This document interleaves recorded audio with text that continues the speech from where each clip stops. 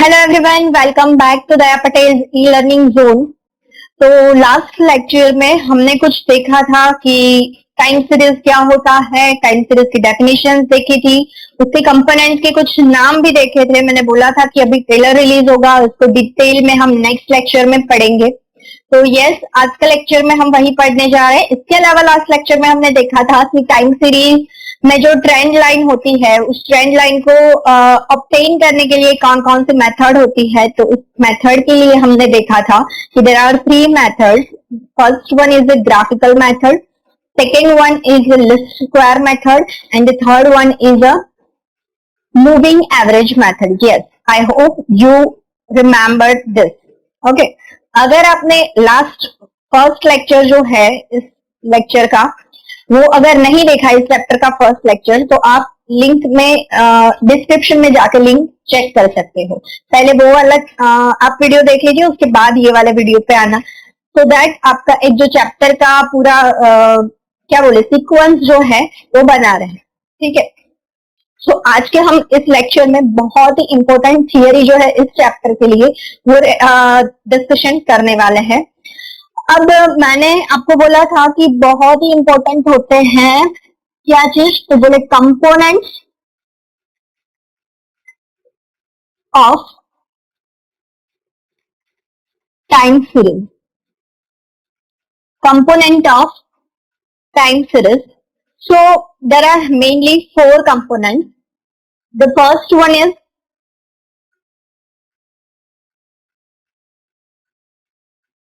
long term component, or you can say trend.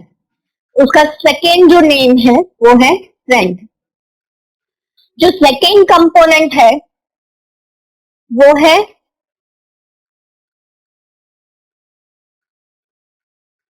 Seasonal component. जो third है वो है cyclical component, and the fourth one is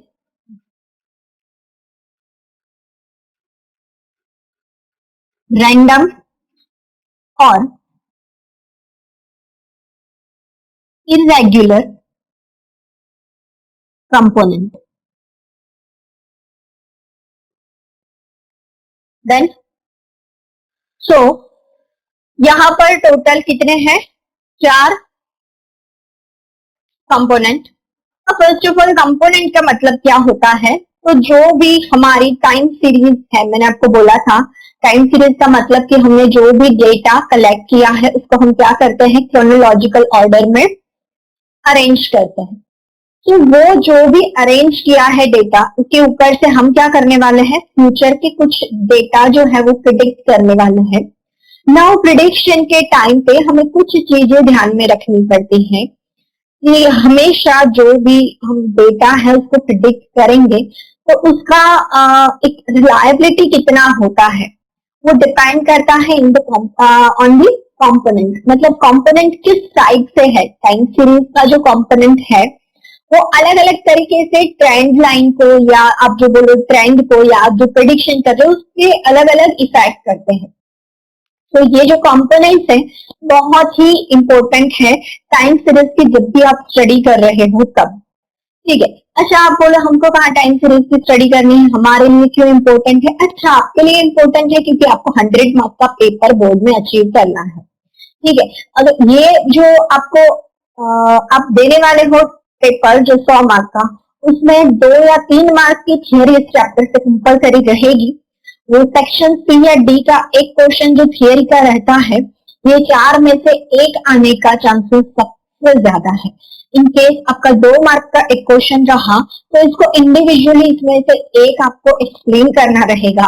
अगर 3 mark में आपको पूछते हैं, इन दैट केस शायद से आपको बोल देंगे कि टाइम सीरीज के कंपोनेंट आपको एक्सप्लेन करने हैं। इन दैट केस क्या करना पड़ेगा, आपको छोटे छोटे, डिटेल नहीं जाना है बहुत, बट छोटे छोटे लाइनें इसके अंदर लिखने की और चारों को एक्सप्लेन करना पड़ेगा। I hope you are getting me. समझ में आ रहा है? मतलब कि एक पूरा क्वेश्चन पूछेंगे तो 3 मार्क में, और अगर इसको इंडिविजुअली सेपरेटली पूछ रहे हैं तो इसको 2 मार्क में पूछा जा सकता है। सो कैसे भी पूछे, हमको पूरा क्वेश्चन ही करना है, बिकॉज हमको डिटेल में पूछेंगे तो डिटेल भी पढ़ना पड़ेगा। बट अगर 3 मार्क में पूछते हैं तो जो इधर पे पॉइंट्स लिखूंगी उसमें से आप कुछ कुछ पॉइंट्स को क्या कर सकते हो, कट शॉर्ट कर सकते हो। इन दैट केस 3 मार्क में आपको क्या करना है, सिर्फ और सिर्फ उसकी डेफिनेशन लिख देनी है, उसके एग्जाम्पल्स लिख देने हैं, एंड दैट्स ऑल। ठीक है, तो फर्स्ट ऑफ ऑल देखते हैं कि what is long term component और ट्रेंड। तो ट्रेंड क्या होता है? सो variation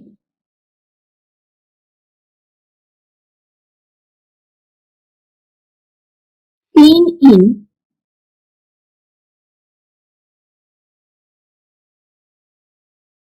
variable is over a long period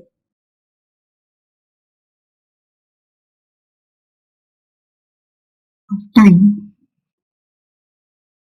is called। ठीक है, तो बहुत ही सिंपल है, हम ज्यादा इसकी डेफिनेशन बहुत ज्यादा ये नहीं बनाएंगे। आप लोगों ने देखा कि मैं बनाते बनाते लिख रही थी, 2-3 बार मुझे मिटाना पड़ा, बिकॉज उसको ऐसा नहीं है कि हमें रट्टा मारना है, समझना है। चारों जो भी चीजें हैं उसको अगर हम समझ के करेंगे तो हम अपने आप ही लिख सकते हैं कि जो भी वेरिएबल में चेंजेस दिख रहे हैं, वेरिएशन मतलब क्या, तो चेंजेस, आप वेरिएशन के बदले क्या वर्ड यूज कर सकते थे, चेंजेस वर्ड भी यूज कर सकते थे, बट वो क्या थोड़ा प्रोफेशनल नहीं लगता है, इसलिए मैंने वेरिएशन वर्ड यूज किया है। तो आपको अगर वेरिएशन याद नहीं रहता, आप लोग चेंजेस भी याद रख सकते हो। तो जो भी चेंजेस दिख रहे हैं सीन इन द वेरिएबल, इसमें वेरिएबल में जो भी चेंजेस दिख रहे हैं over a long period of time is called simple long term component, या फिर उसको बोलते हैं ट्रेंड। अब ये जो ट्रेंड होता है उसमें मेन चीज क्या है, लॉन्ग पीरियड ऑफ टाइम, मतलब कि बहुत टाइम बाद जो चीज दिखती है, और या फिर बोल सकते हैं कि धीरे धीरे जिसमें चेंजेस आते हैं, ऐसी चीज को अपने क्या बोल सकते हैं, ट्रेंड बोल सकते हैं। तो एग्जाम्पल, इसका एग्जाम्पल क्या दे सकते हैं, पॉपुलेशन ग्रोथ रेट,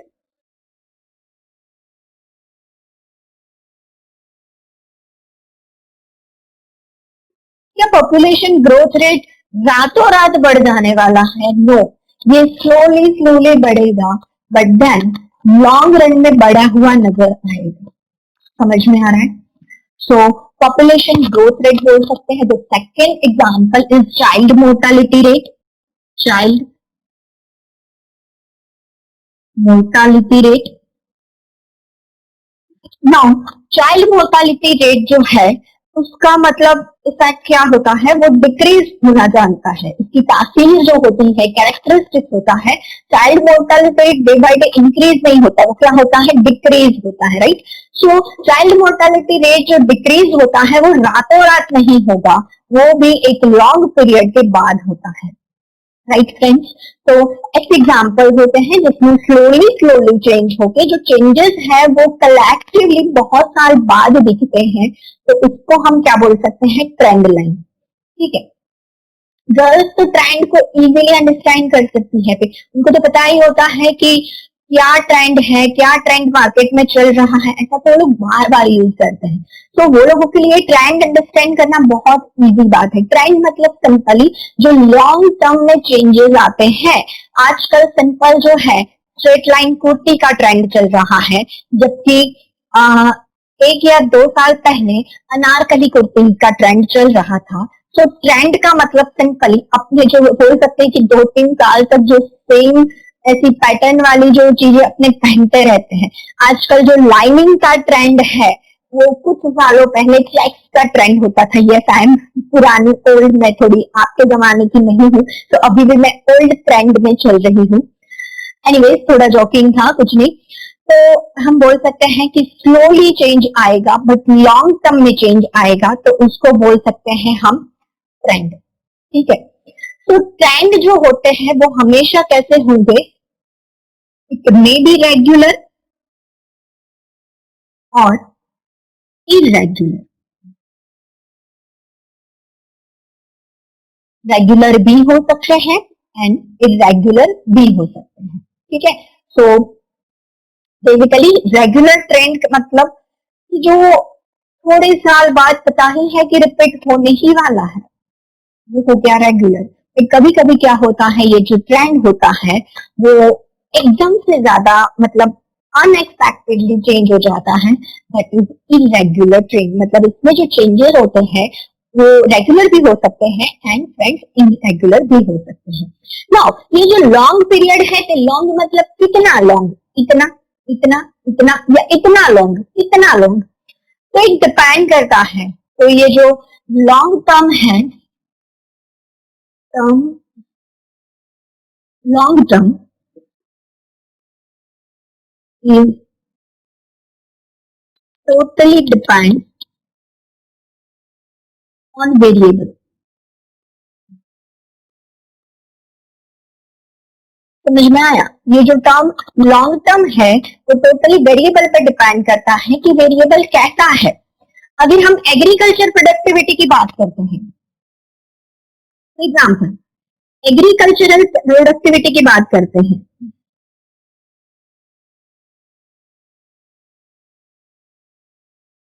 तो ट्रेंड हो सकता है 10 से 15 साल का।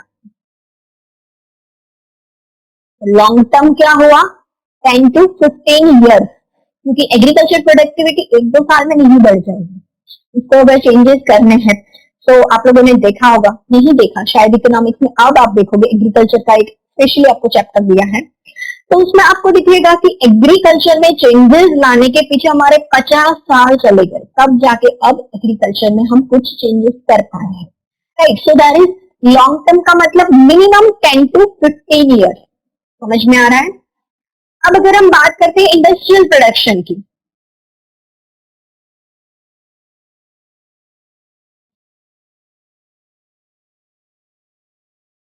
तो इंडस्ट्रियल प्रोडक्शन के लिए it may B 4 to 5 years.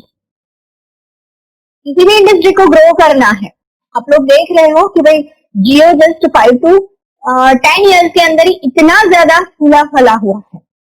तो इट इज इंडस्ट्रियल, हालांकि उधर प्रोडक्शन नहीं हो रहा है, it is service sector, but आप कोई भी इंडस्ट्री का एग्जांपल ले सकते हो कि इंडस्ट्रीज को ग्रो करने के लिए 4 to 5 ईयर्स मैक्सिमम है, तब तक उसमें जो चेंज है वो दिखने लगता है। तो टोटली ये डिपेंड करता है कि वेरिएबल कौन सा है, इसके ऊपर से आप बोल सकते हो कि लॉन्ग टर्म या शॉर्ट टर्म क्या है। Clear friends? सो होप्स हो आप लोगों को जो लॉन्ग टर्म कंपोनेंट है वो एकदम करेक्टली समझ में आ गया है। इन केस आपको ये 2 मार्क में इंडिविजुअली पूछा जाता है तो आपको फर्स्ट ऑफ ऑल इसका क्या करना है, आपको इसका डेफिनेशन लिख देना है, देन आफ्टर इसका एग्जांपल लिख देना है, देन ये रेगुलर है या इरेगुलर लिखना है, एंड लास्ट में आप लिख दोगे कि लॉन्ग टर्म का जो है, या फिर और एक पॉइंट आप लिख सकते हो कि इसको इंडिकेट करने के लिए क्या है, तो टी फॉर ट्रेंड। समझ में आया? सो आप ये भी लिख सकते हो कि it is indicated by T. तो टोटल मैंने आपको 5 पॉइंट्स बता दिए, 2 मार्क के लिए 4 पॉइंट लिखना कंपलसरी होता है। देन आफ्टर हम अब सेकेंड पे मूव करते हैं, दैट इज सीजनल। क्या है? सीजनल। सो सीजनल कंपोनेंट जो है इसको हम डिनोट करेंगे बाय एस टी। ठीक है, S for seasonal, T for trend line. So इसका जो है वो कुछ इस तरीके से डेफिनेशन बनेगा, वेरिएशन या फिर हम कह सकते हैं changes in variable of time series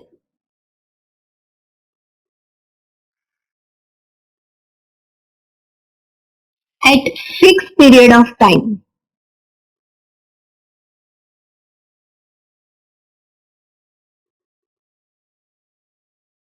is called seasonal component। So hope so आप लोगों ने दोनों को अब तक कंपेयर भी कर लिया। वेरिएशन जो है, चेंजेस, वो कब आ रहे हैं? Eight fix periods. उधर था ओवर अ लॉन्ग पीरियड, इधर है एक फिक्स पीरियड ऑफ टाइम, या फिर आप लिख सकते हो एक fix period of year. We can say for example summer, क्या ट्रेंड करेगा? Ice cream.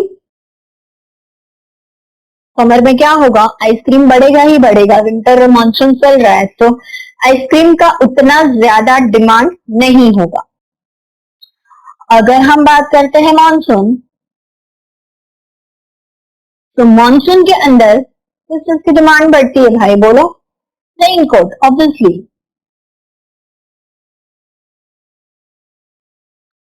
So I hope you are understand कि सीजनल कंपोनेंट मतलब क्या. तो जो ऐसे कंपोनेंट की जिसमें सीजन वाइज आपको चेंजेस दिखते हैं, तो उसको हम कहते हैं seasonal component. It may be due to season और it may be festival. Like Diwali है तो बहुत सारी चीजें ट्रेंड करेगी. न्यू क्लोथ्स, इसके अलावा स्वीट्स की भी डिमांड बढ़ जाएगी. इसके अलावा ऑब्वियसली क्रैकर्स.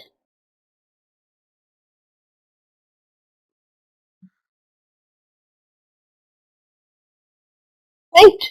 तो yes, hope so easy to understand.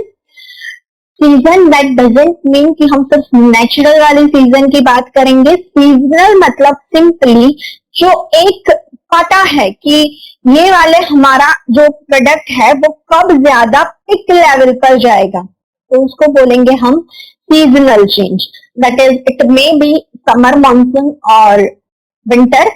It may be Diwali और मकर संक्रांति या एनी अदर फेस्टिवल्स. राइट.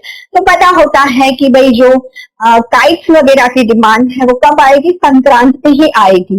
हालांकि क्रैकर्स की डिमांड जो है वो तो अब ऑल फेस्टिवल्स में आती ही रहती है, तो उसको हम दिवाली में नहीं भी गिन सकते. बट यस, आप लोगों ने देखा होगा सबसे ज्यादा डिमांड कब रहेगी इसकी?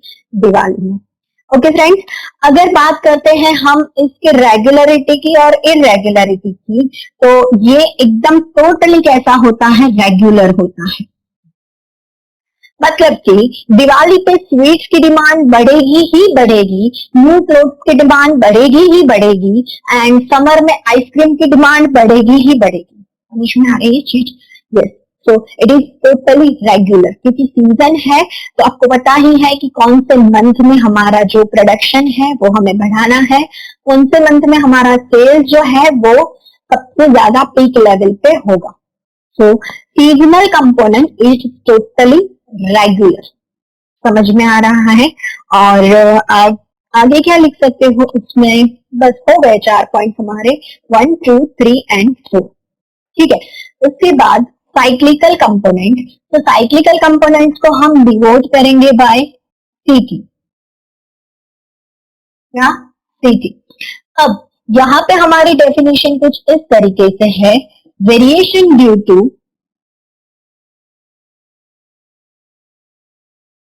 boom, recession or business cycle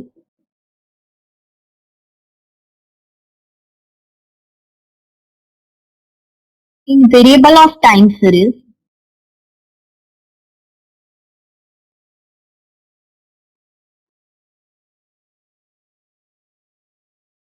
is called simple. Variation due to boom, recession. Now what is boom? Simple, आपको पता होना चाहिए भैया. आप लोग इंग्लिश मीडियम के स्टूडेंट हो, बूम मतलब नहीं पता. बूम मतलब तेजी.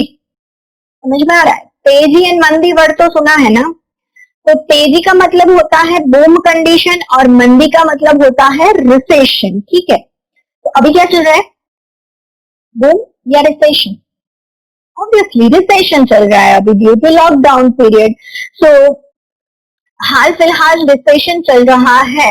तो रिसेशन के कारण आप लोगों ने देखा कि हर बिजनेस, हर इंडस्ट्रीज में थोड़ा बहुत चेंजेस दिखा, वेरिएशन दिखा। जो सेल्स पहले होता था in the month of June, अभी मंथ ऑफ जून में क्या हो रहा है, सेल बहुत डाउन जा रहा है बिकॉज ऑफ रिसेशन। समझ में आ रहा है? तो रिसेशन या कभी तेजी के कारण अचानक से सेल बहुत बढ़ जाता है, तो that is due to boom. तो ऐसे बूम या रिसेशन मतलब तेजी या मंदी, या फिर बोल सकते हैं कि कोई बिजनेस साइकिल जो है। अब बिजनेस साइकिल का मतलब क्या, तो आप लोगों को थोड़ा बहुत अगर बिजनेस का आइडिया है तो जनरली क्या होता है, बिजनेस के साइकिल होते हैं।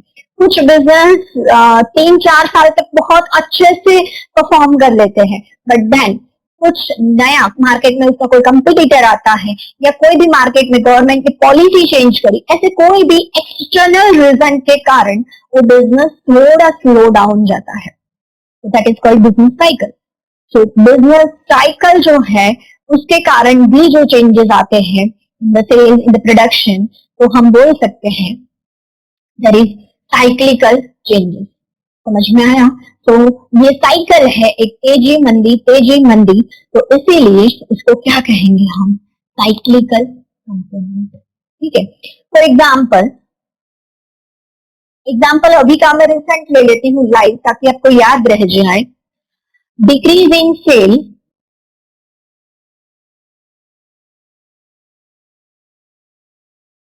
Due to lockdown. समझ में आया? It may be regular, it may be irregular, no, it is always irregular. कब तेजी आएगी कब मंदी आएगी नहीं पता, बट आएगी जरूर।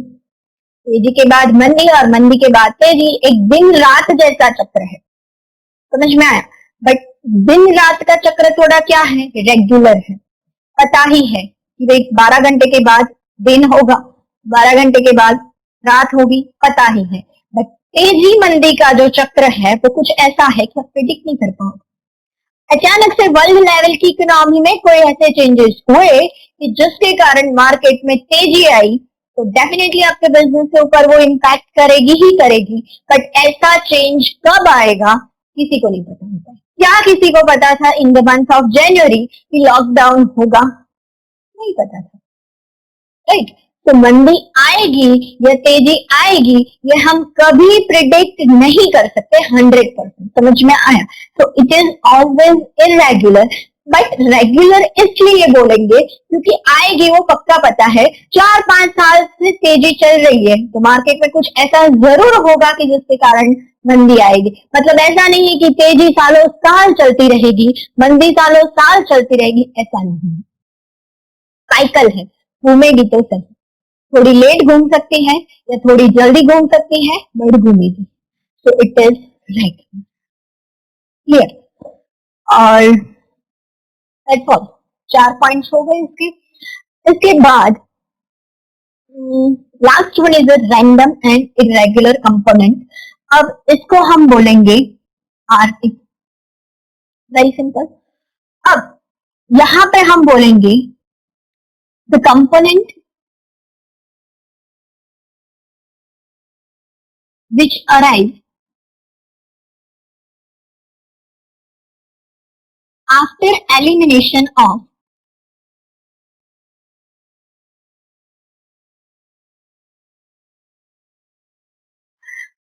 PT, ST and CT is called। बहुत ही सिंपल है। जो चीज ट्रेंड लाइन में नहीं आई, जो चीज सीजनल में नहीं आई, या जो चीज साइक्लिकल में नहीं आई, वो कहाँ आएगी? रेगुलर। कुछ चेंज ऐसे होते हैं, कुछ चेंज कि जो अनएक्सपेक्टेड है, जो इरेगुलर है, वो कहाँ जाएगा? रैंडम चेंजेस में। रैंडम चेंजेस को हमें अराइव करना है तो सिंपल फॉर्मूला है YT minus AT plus ST plus CT। ये तीनों को YT मतलब टोटल, टोटल में से आप निकाल दो तो क्या मिल जाएगा? RT। एग्जाम्पल क्या है इसका? अर्थक्वेक, या बोल सकते हैं फ्लड, या बोल सकते हैं फायर, या बोल सकते हैं वॉर की कंडीशन, बहुत एग्जाम्पल है इसके तो, या बोल सकते हैं स्ट्राइक,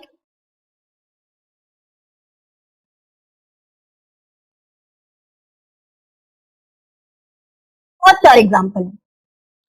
एग्जाम्पल के ऊपर से आपको एक चीज क्लियर हुई होगी कि रेगुलर कंपोनेंट जो है इट मे बी नेचुरल और it may be manmade, because आपने देखा अर्थक्वेक फ्लड क्या है, नेचुरल कॉजेज है, but then fire war strike of employees is manmade. समझ में आ रहा है? सो बेसिकली जो रैंडम या इरेगुलर कंपोनेंट है it may be natural, it may be manmade, and the last point is it is always irregular, क्योंकि कभी पता नहीं होता है कि कब एम्प्लॉय स्ट्राइक करेंगे, कभी पता नहीं है अर्थक्वेक कब आएगा। समझ में आया? यस, डीमोनेटाइजेशन, इसको भी हम इसमें लिख सकते हैं एग्जाम्पल में, क्योंकि डीमोनेटाइजेशन जो था वो भी एक इरेगुलर कंपोनेंट था। समझ में आया? एंड यस अगेन जो लॉकडाउन है इसको भी आप उसमें कंसिडर कर सकते हो। समझ में आ रहा है? तो लॉकडाउन के कारण जो मंदी की पोजीशन आई है उसके कारण वो साइक्लिकल में भी आएगा, एंड बिकॉज ऑफ लॉकडाउन जो है वो अनएक्सपेक्टेड है, इरेगुलर है, तो उसको हम यहाँ पे भी ले सकते हैं। होप सो कि मैं जो टाइम सीरीज के कंपोनेंट्स है आपको बहुत अच्छे तरीके से एक्सप्लेन करने में काबिल रही हूँ।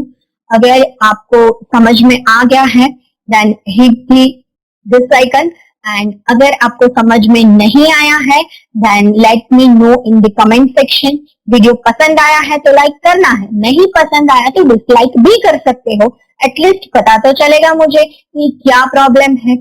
समझ में आया? एंड यस अगर आपको ऐसे ही वीडियोस आगे देखते रहने हैं तो आप मेरी चैनल को सब्सक्राइब भी कर दें। Thank you for watching. जय हिंद, जय भारत।